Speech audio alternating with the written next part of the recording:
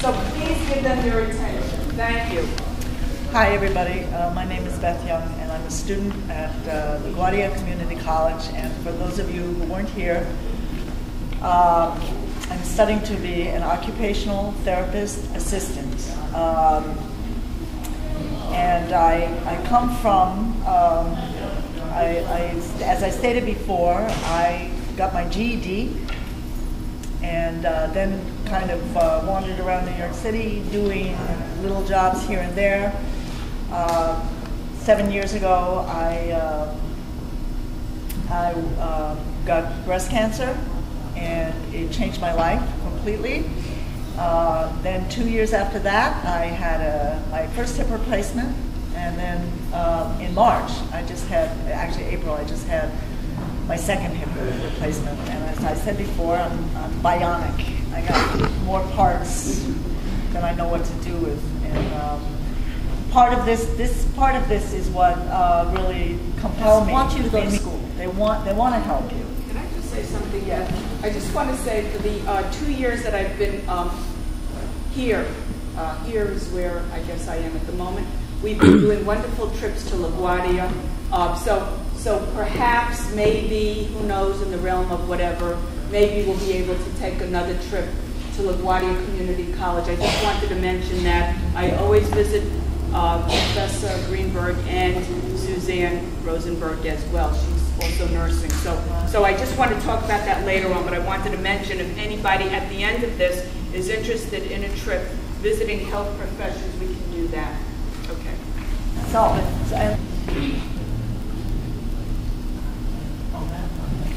Okay, let's talk about my background. I came from Brazil 10 years ago. So I didn't speak any English. So I found a job as a babysitter with Portuguese. The family talks Portuguese, so I didn't really need to talk English at that point. So, but then I said to me, no, I want to communicate with other people. I want to go to the store and ask for things without problem, big problems. And then I went to LaGuardia Community College and I started taking English classes. So, but then I married and then I had kids. So everything delayed my college, but I never gave up. I said I want to do something in my life, and doing the English, you get to know people, and then I got to know people who was doing occupational therapist assistant, and they start talking about how wonderful the teachers and how good is the whole group doing it. So I just I think that's what I want to do. I want to be part of a group, and I want to help others to. My name is Colin, and I actually started out as a recreational therapist, and so I had my bachelor's degree already. But a few years ago, I was actually unemployed and was in a program that was called Work Experience Program. And at one point, broke my ankle and had to have surgery.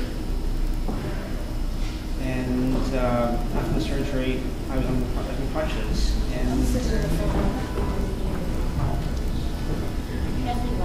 yeah. You gotta speak a little louder, Colin. Okay.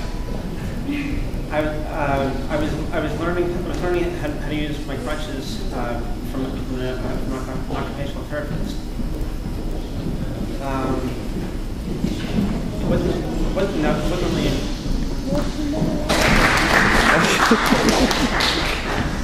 My name's Aurelia. I'm 22. I started LaGuardia about a year ago. I got kicked out of high school when I was 16. Can you relate to that, anybody? I went to Thomas Edison. And they kicked me.